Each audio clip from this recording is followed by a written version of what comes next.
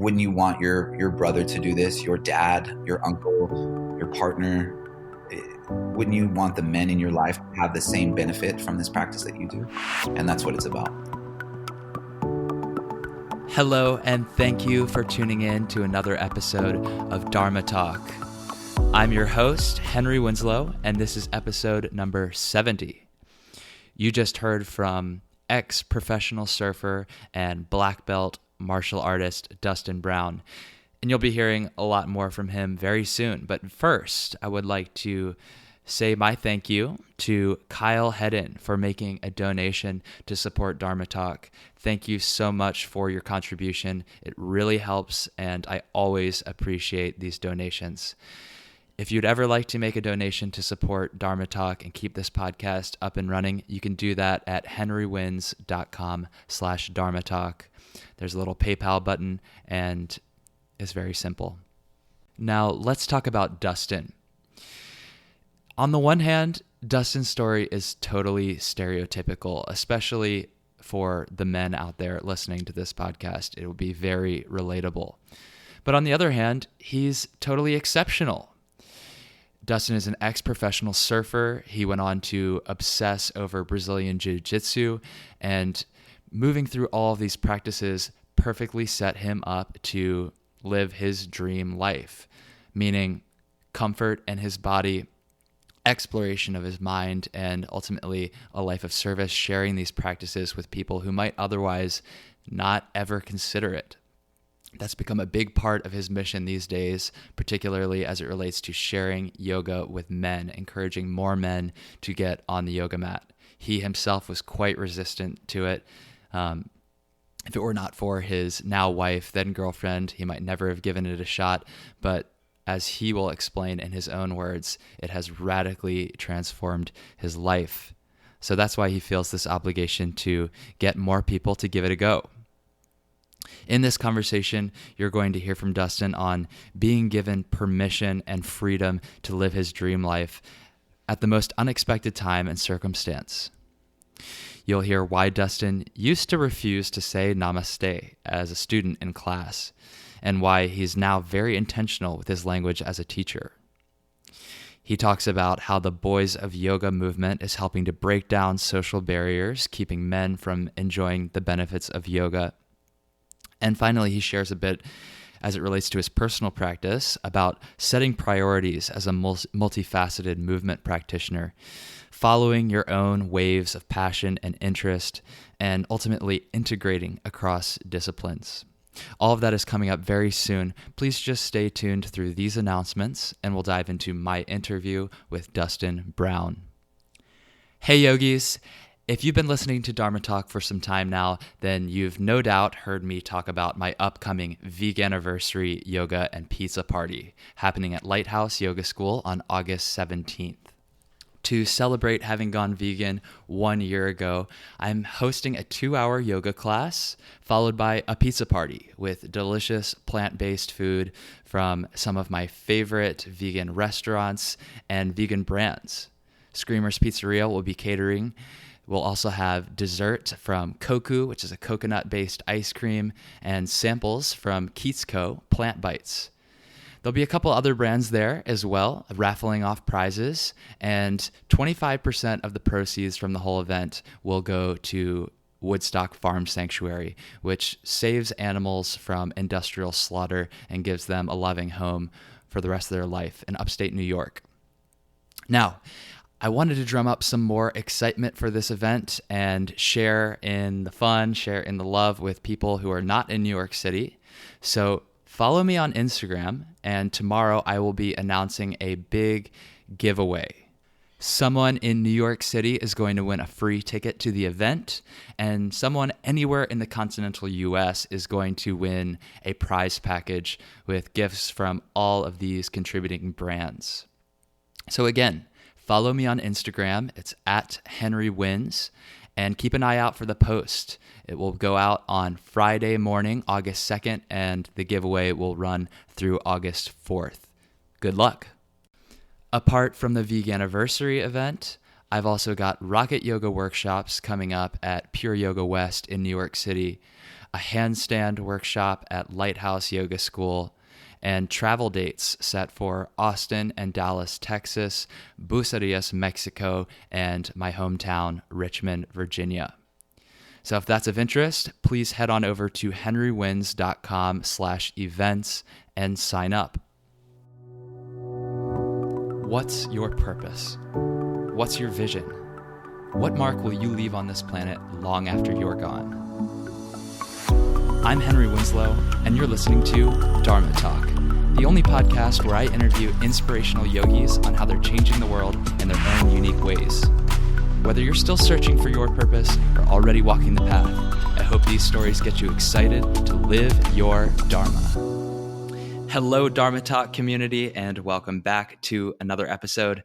Today, I have the pleasure of speaking with my new friend, Dustin Brown.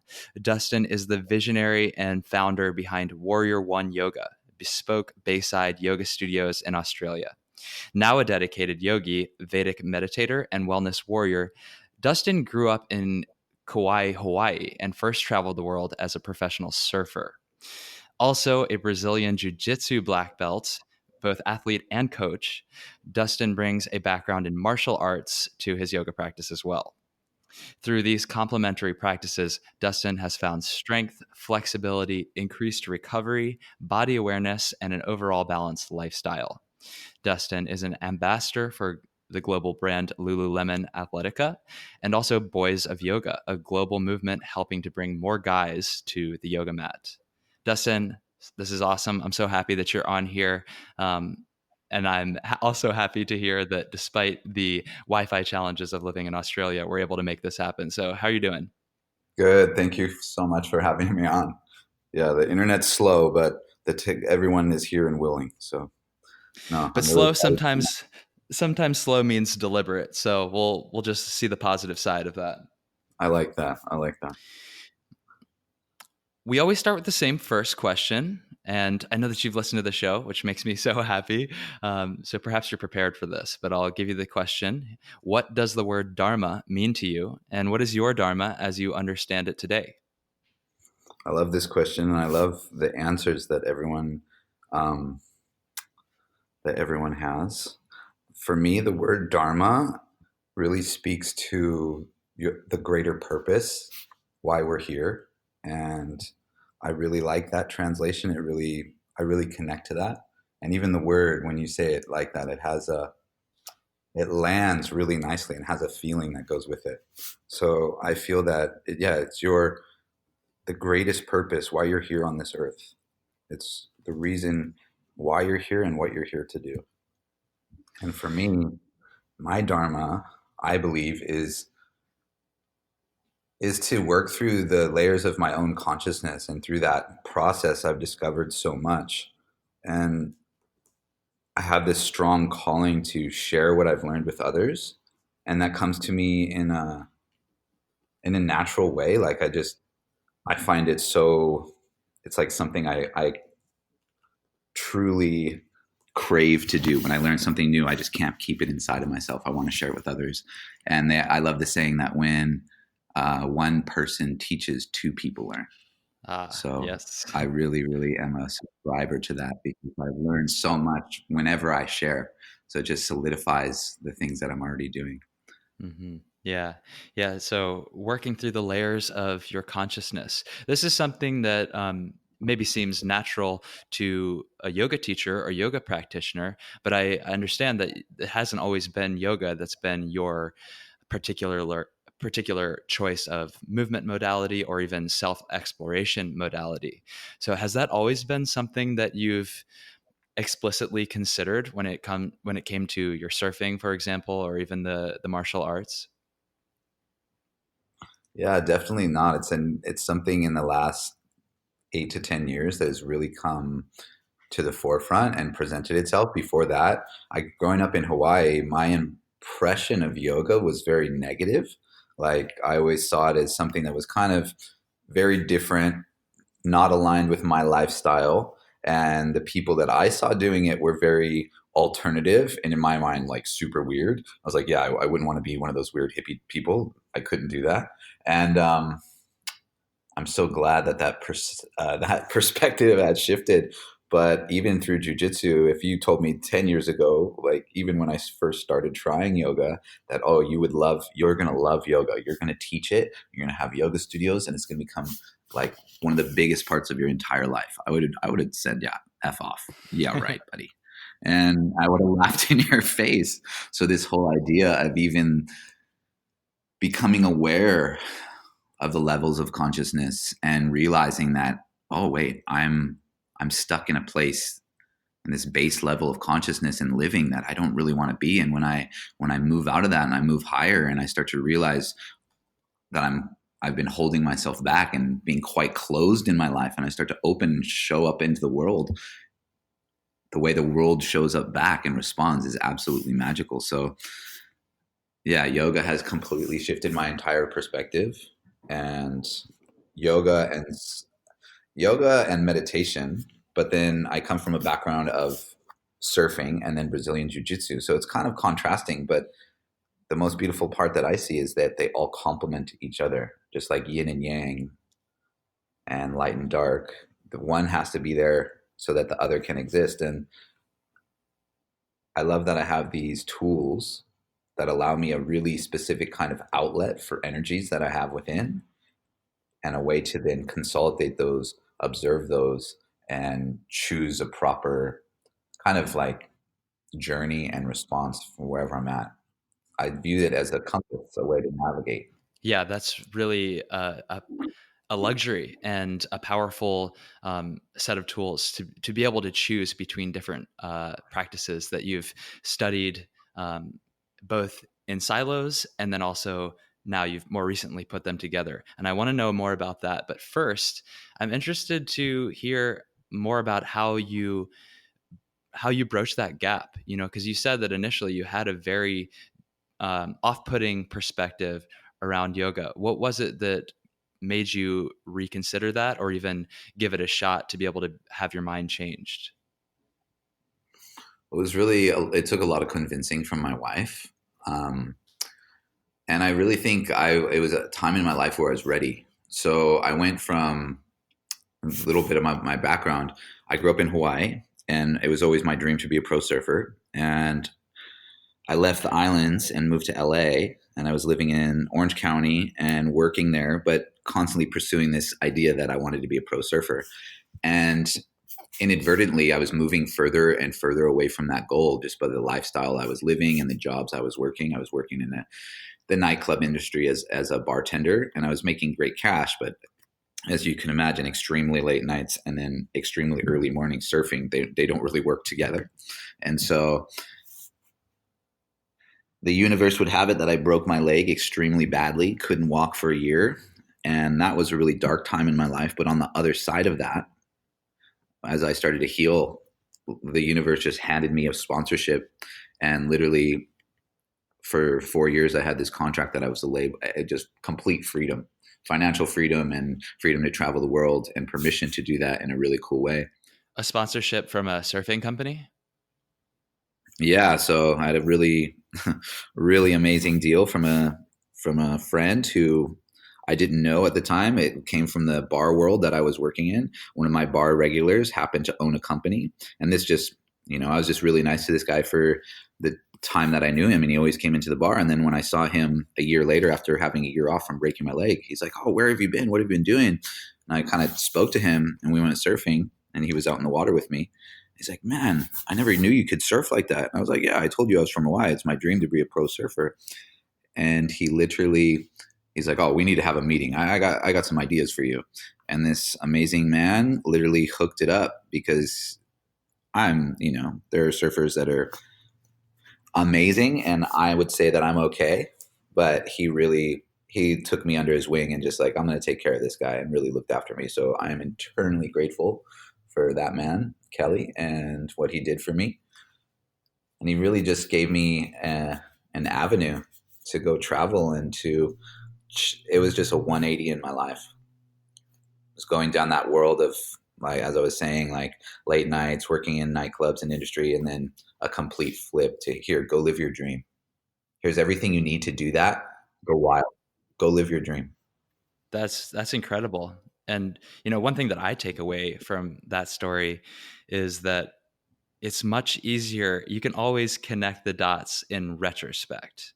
But at the time, you Right. may feel like, you're working this bar job and you're down on yourself because it's not furthering you on your trajectory that you hope for yourself. But had you not been in that scene, you might not have made that connection, which, as you said, was a major turning point, a huge pivotal moment for you in opening up the possibilities, not only as a surfer, but I'm sure you'll get there, but that's going to create all sorts of opportunities to see different things. Mm.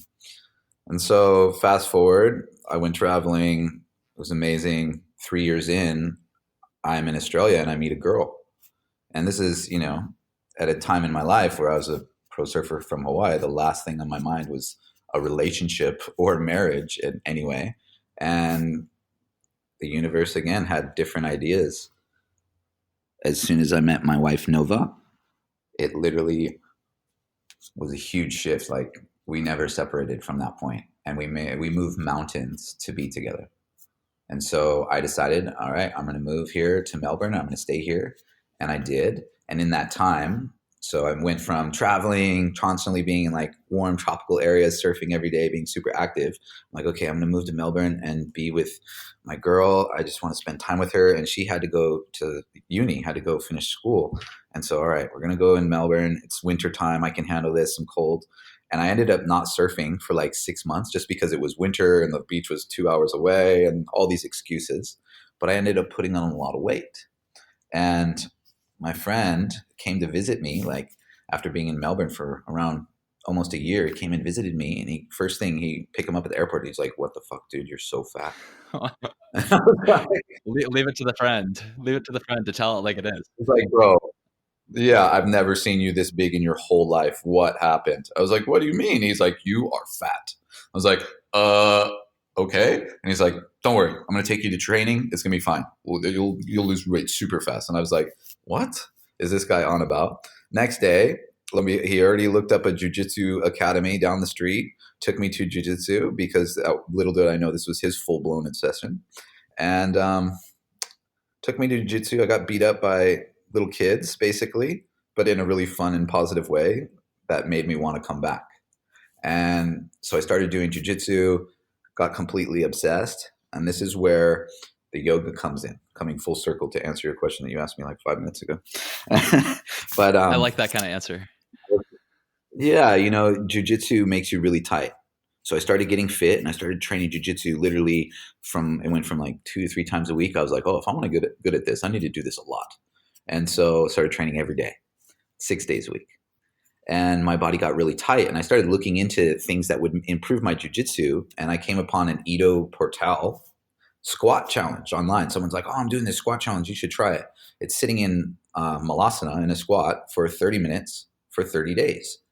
And I was like, that sounds impossible. Because at this point, had done quite a bit of stuff for my ankle from breaking my leg. I shattered my tibia and fibia. So ankle mobility was always a bit of a thing. And I was like, that would be really good for my ankle. I could see how that could help my jiu-jitsu. I'm going to work on it. And so that became my mission, 30 minutes, 30 days. And the first day, it was literally like 30 seconds, stand up, move around, 30 seconds, stand up, move around until I had done 30 minutes.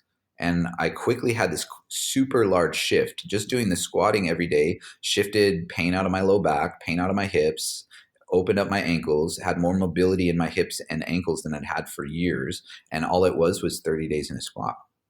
During this similar ton of time, my wife started going to a hot yoga studio and doing a hot yoga challenge. And this wasn't Bikram, but it was like the Barkin hot method. I'm not sure if you're familiar, but he's one of Bikram's students. And Yeah, Jimmy Barkin. yes. And so we were doing Barkin method classes. And at first she was going and she kept telling me to come. And I was like, yeah, right. I would think to Hawaii and the dreadlocked hippies that did yoga. I was like, yeah, I'm not going into a room with those people to do weird stuff. That's cool. And she's like, no, this is going to be really good. I think you'd really like it. And literally she asked me for about a month and every day I said no. And finally, after lots of persistence, I think there was some sort of sweetener at the end of the deal that definitely made me go. I can't remember what it was. But I went to class and after after a 90-minute class, having my hands on the floor that whole time, and it opened up my forearms. And in jiu-jitsu, you're constantly using your grip, and you're grabbing the kimono, and you're using it to throw people and choke people and hold people. So your grips are always overused and fatigued, like RSI basically.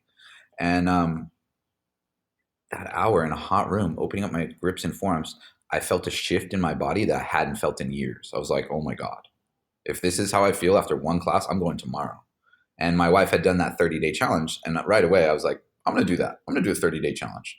And so literally from the first class, I went to the next day and the next day.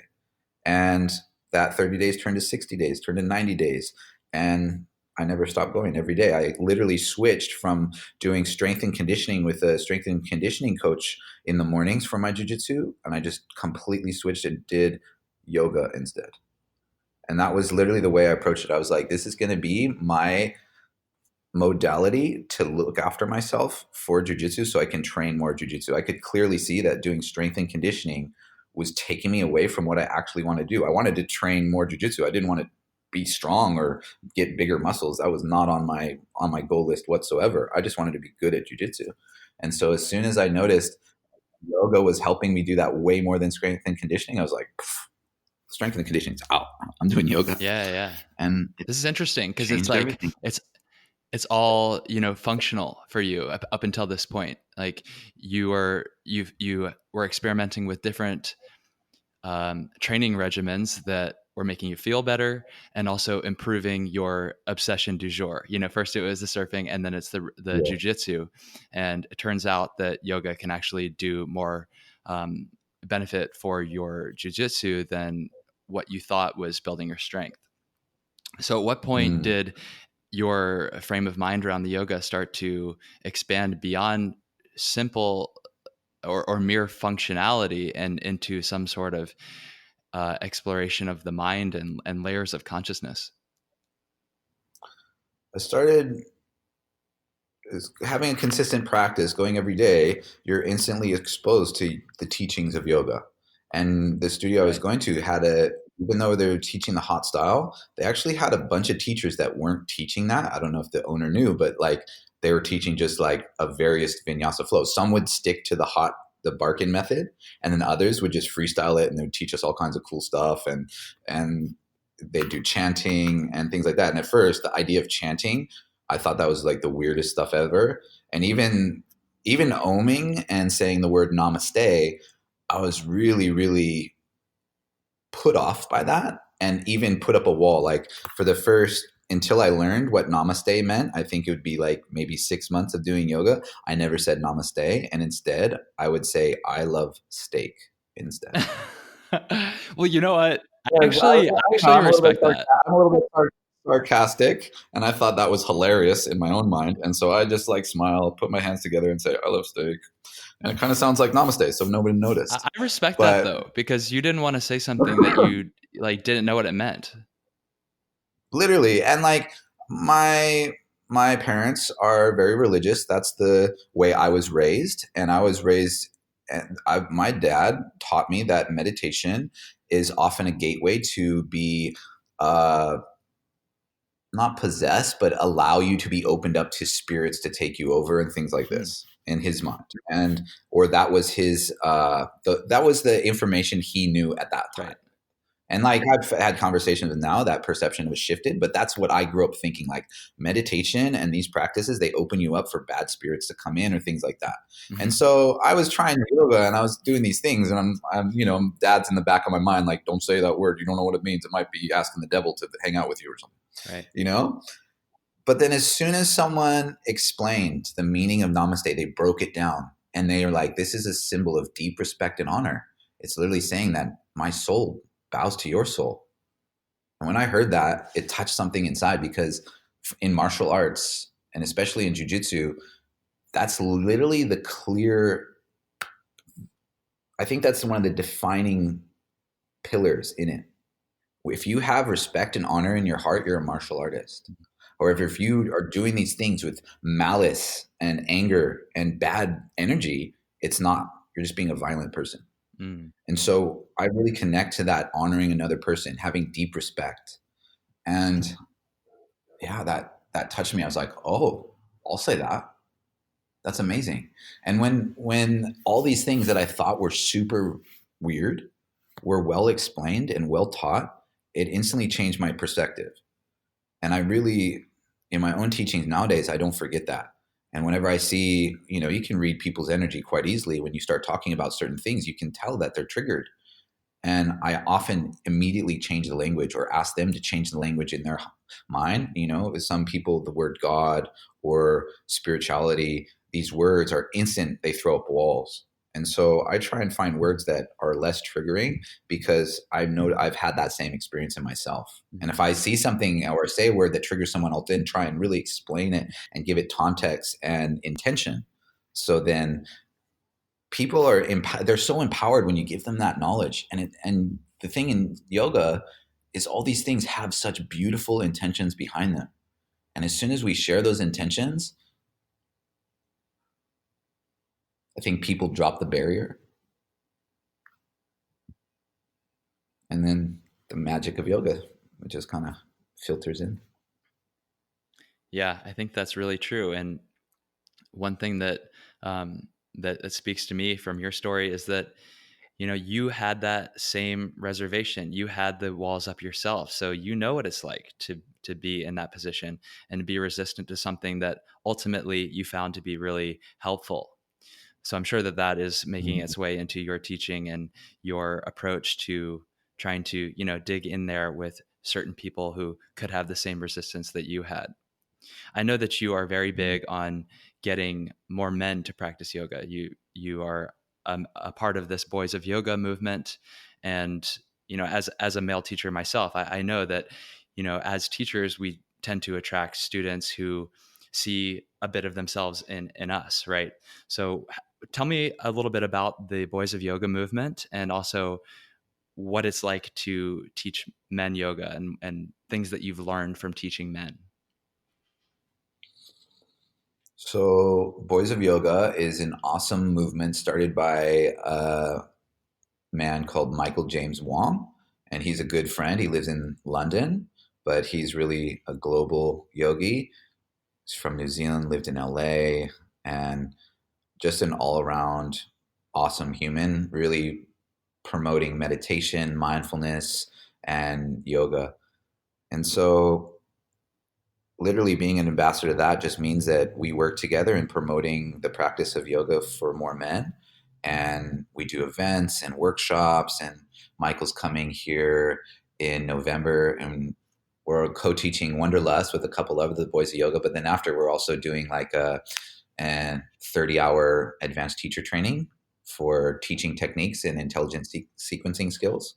And so there's a bunch of different aspects of the Boys of Yoga brand, but at its essence, it's just saying that yoga is for everybody, and it's trying to break down these barriers that yoga is for women only, and that you need to be really flexible, or you have to be able to do handstands or hold a pose or look like this. We're just, no, this is yoga. You've practiced this in different ways before. You just didn't realize it. Let's bring this into the forefront so that everyone can use these tools to live a better life, to have a better human experience. That's awesome. Yeah, and I've met Michael once before, actually. Really, really cool guy, and I see the genuine authenticity behind that movement when I talk to him. It's cool to learn that you're involved. Thanks. Like, it's something I'm really excited. When people talk to me about it, I'm like, yes, let's do more. I specifically, we did an event in Melbourne at a Wanderlust. There was almost 5,000 yogis, and we did a team teach, and we got a couple guys from the crowd. Michael does this thing. He's like, it's called stand up, sit down. So have everyone in the whole crowd stand up. So visually, like 5,000 people standing. And he's like, all the women sit down.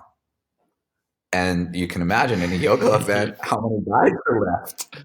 And literally 5,000 people are standing. The women sit down, and there's like 100 guys. Yeah, yeah. It's just And little he's like, look around. islands, Yeah, look little around. islands in a sea of women. Yeah, and they're like, and the kind of concept is, we need more guys to do this. Wouldn't your husband, brother, friend benefit just as much as you and all these people around you? Look at this energy we're sharing. Look at how amazing this community is. there's something in it for everyone. Totally. Yeah. And like that, those moments just make me so happy because we invited one of these gentlemen from that was standing up to practice on the stage with us. And he still comes to my classes every week. And I still see him every week. And we have this awesome relationship. And I just remember this clear moment on stage. We're doing the group teach. And I look over and that guy's looking at me. And he's like, I effing love yoga. And I just laughed so hard. It was just one of these moments I will never forget. It was Yeah. so cool. Yeah, it's so interesting that that in this day and age, um, men are underrepresented in the yoga practitioner population. It's definitely growing, but it's interesting because I just had a conversation with a historian of yoga who is doing a project uncovering all of the women in the history of yoga, because for a long time it was only the men who were celebrated. But now in contemporary society, it's the men who are underrepresented. And it shows you how much social conditioning goes into all of this, and people's willingness to put themselves out there and try something different. I just listened to that podcast and it is so interesting, right? And how interesting that it was like, this is just for men. And, the conversation is that when I love that in the history of the books, they were saying like, you could use your chairs or your broomsticks as props. And you guys were chatting about how like, that's now a thing on Instagram. Yeah. Yeah. I thought that was hilarious, but it's so true, like, Yeah. how has it shifted so much Hmm. that it's a misconception that yoga is just for women. Yeah. I was like, how did we get so far from the mark? Yeah. But I'm glad that it's rapidly shifting. And I'm sure you see it as well. That has shifted so much in the last few years. Like, I think every year it's becoming more and more mainstream and predominant everywhere. Yeah. And it's a great thing. I wondered, have you received any kind of heat or negative feedback for promoting men when men are like generally in the position of power in society? A little bit. Sometimes women are like, what is this? No girls of yoga? And I was like, no, no, no, no. Let's draw the line right away and say that it's not about that whatsoever. We want yogas for everyone. Hmm.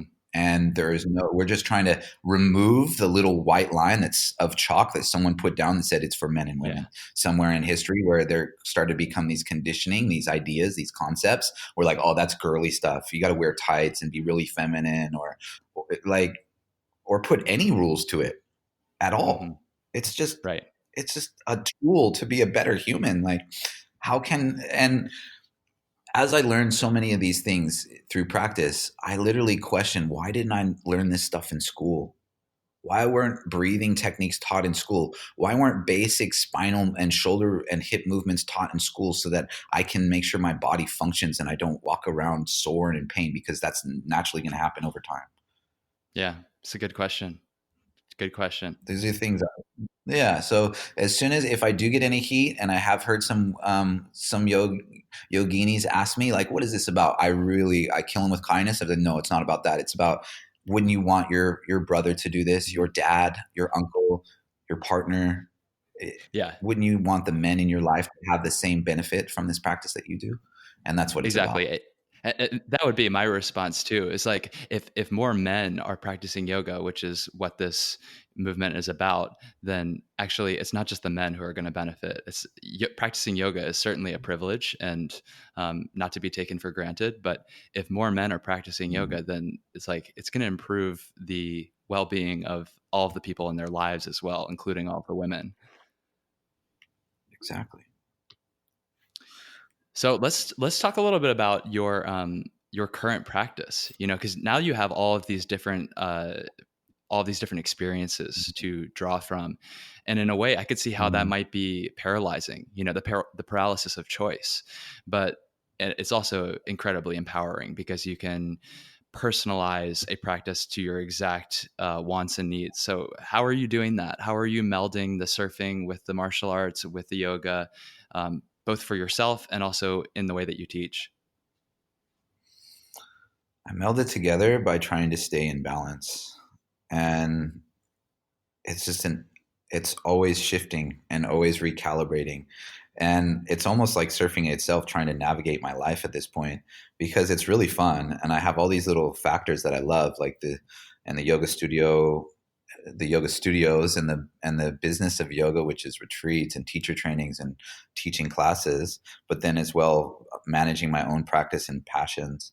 And to be honest, jujitsu and surfing at this time in my life are not as predominant as the yoga practice and teaching. Mm-hmm. And I still get to get on the jujitsu mat 2 to 3 times every week. And I try and surf as much as possible. It's winter now, so I haven't surfed in like a couple weeks, but I try and get into the water as much as I possibly can. But I feel very fortunate that I did spend years and years, decades in the water surfing. I grew up in the water. And the same thing with jujitsu. I was training for about 7 years, 6 days a week, 3 times a day. And so I put in the hours on the mat to get to a level of understanding and embodiment that I feel like because my practice and my mindfulness practices and my meditation keep me quite strong and present and focused. When I get back into these other things like surfing or jujitsu, I don't ever feel as if I've gone backwards. And it's interesting. I even feel that I'm continuing to grow, even though I'm not practicing as much. It's very cool because I used to have this idea of like, if I'm not doing this every day, I'm going the other way. I'm sliding down the slope. Yeah, I'm gonna And I've lose come it. to have this realization. Yeah. You're like, oh, if I don't practice this every day, I'm going backwards. And I've started to realize with these things, like I did that work and I'm beyond that point where now I can maintain. And there will be a time in my life where they will be more predominant again. But for this moment, I'm really focusing on yoga and studios and teaching and really developing that. That's where I'm really putting my attention. So to keep it balanced, I make sure that my yoga practice and meditation are non-negotiable. And then things like jujitsu, if I'm too fatigued, if my body is telling me to take a break, I will honor that and break so that I can have my energy from my yoga practice. So I'm making priorities there. Nice. Yeah. That's not the answer that I expected, but I like that a lot. I kind of assumed that you were creating some sort of, cross hybrid of all of these different things, but I think it's Mm, perfectly okay and valid to honor phases of the life of your life. Something can serve mhm, for some time, and if the passion kind of moves over to something else, you follow that, and that keeps you really engaged with life and everything that you are working on at that moment. It keeps you present. So I like that a mm. lot. Yeah. And that said, when I go to jujitsu and I get on the mats, I'm doing handstand forward rolls and ninja moves and like combining jujitsu and yoga nonstop. And I make all the guys, whenever I take class at training, I'm making them all do pranayama after class and Yeah. do like yin style holds and stuff like that. And, Yeah. How I do, how do they talk to like them that? like I'm a jujitsu coach. They actually love it. They love That's it. And great. they're like, man, we need to do this more. I'm like, yes, you do. Because, and as well, in the jujitsu gym, I don't talk to them like they're yogis. I talk to them like they're fighters. Uh-huh. And I just tell them straight, I'm like, stop fidgeting. What are you doing? Yeah. They're like, yes, coach. Sorry, coach. And it's Yeah. good. Yeah. And, But and you don't say namaste. You don't say om. You just give it to them in the, I do say namaste actually. oh, And okay. I really educate them on that. And I really try and make it not a weird thing. I'm like, no, this ain't weird. Like, and we're doing puppy pose with cat and cow. And they're like, oh, this looks like a good pose for my girlfriend. I'm like, that's not acceptable. Yeah. Right. Yeah. I was like, yeah, maybe it is, but not in this context. This is really good for your spine. Don't make it a thing that's not okay. Yeah. Right. And so I really, because I am the coach and I'm a black belt, I can speak to the room in that way and they have to respect it. And then it also quickly kills that kind of doesn't perpetuate that stigma. Uh-huh.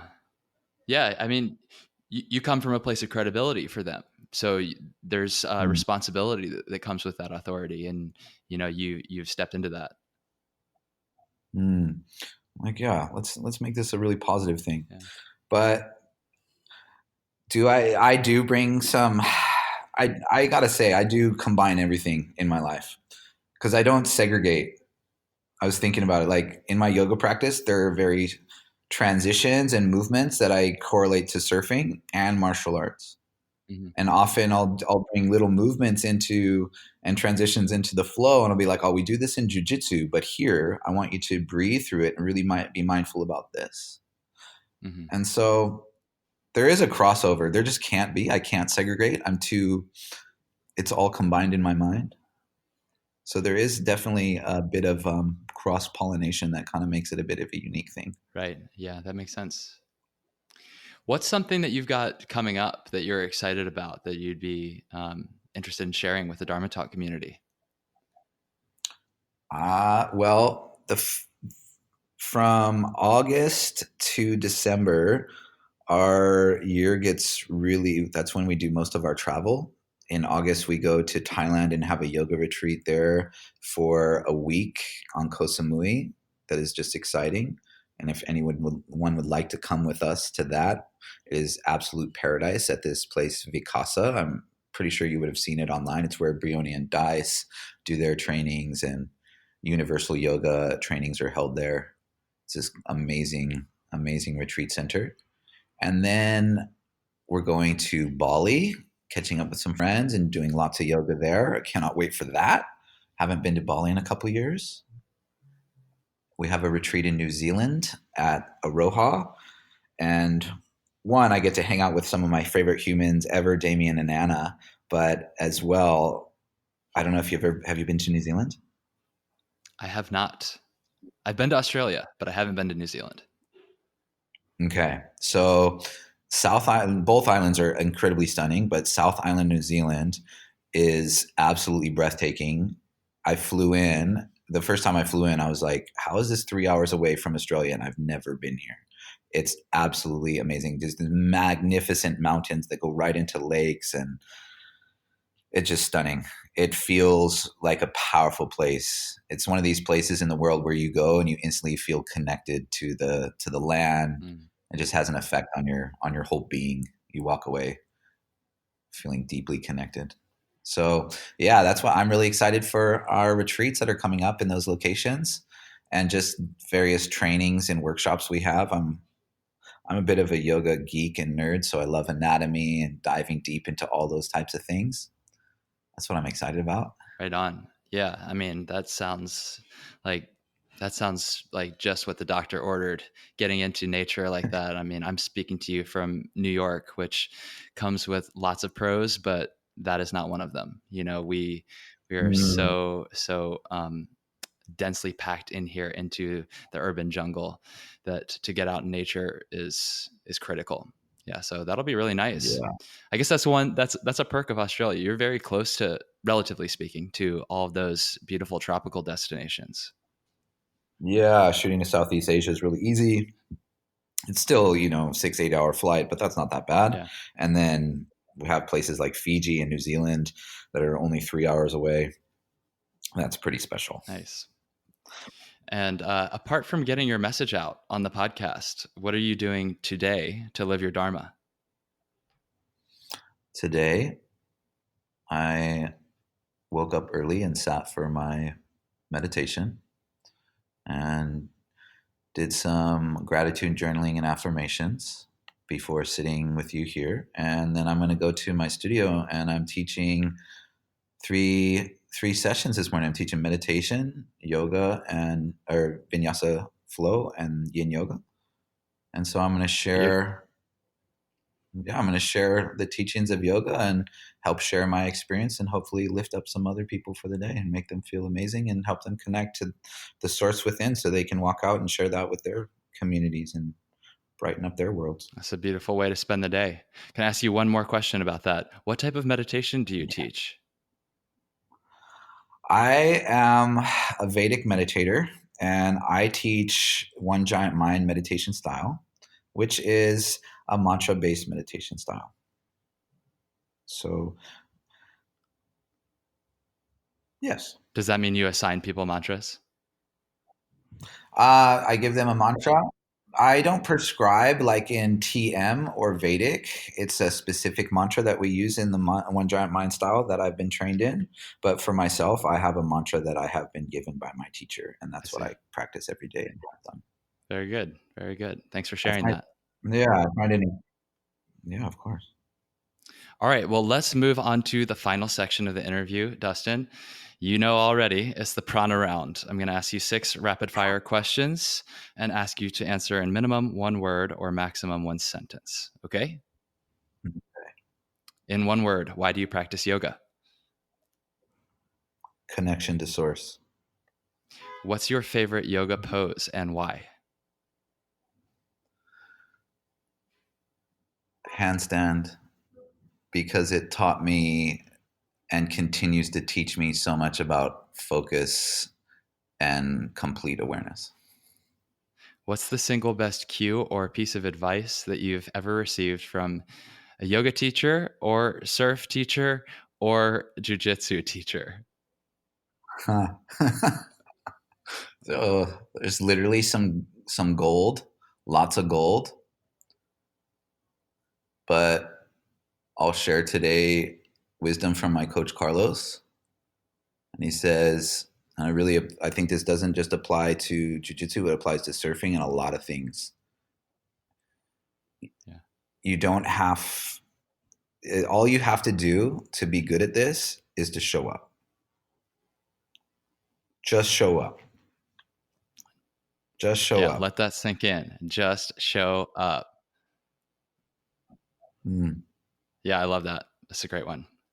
Recommend 1 book, modern or ancient, for our audience. Michael Singer's The Untethered Soul. Great book. Well, we've answered this question already, but I'll give you a chance to give a resounding, put a nail in the coffin here. Is yoga for everyone? Yes, everybody. If you have a body, yoga is for you. Nice. Okay, last question. How can our audience get in touch with you, Dustin, and how can we support you in your Dharma? You can reach me on the socials, D Brown Yoga or D Brown BJJ, warrior1yoga.com.au for all things yoga studio teaching, retreats, trainings, all that fun stuff. And I would love to see you in Melbourne, Australia at one of my yoga studios in person on the mat. That is how you can support me. And I would love to connect with anyone that'd like to chat or talk more about jiu-jitsu. Or if someone's like, you know what, I think you're the guy who's going to convince my male friend, partner, husband, brother to do jiu-jitsu, or excuse me, to practice yoga and to do jiu-jitsu too if they want to. Yeah. Or jiu-jitsu, that'll eventually bring them to yoga in my experience. Send them my way, shoot me a message, connect them to me, and hopefully I can inspire them to get on the mat and practice. Right on. Dustin, thank you so much. I think what you're doing is great work, and I love the way that you have just made everything about your teaching so personal. So thanks for sharing with the Dharma Talk community, and I hope that I can see you on the other hemisphere of the globe at some point. I know, we need to hang. I would think that would be awesome. Hey, Dharma Talk community. If you enjoyed this podcast and you haven't done so already, please hit the subscribe button right now. And if you'd like to show your support even more, leave me an honest review on iTunes or whatever podcast directory you listen on.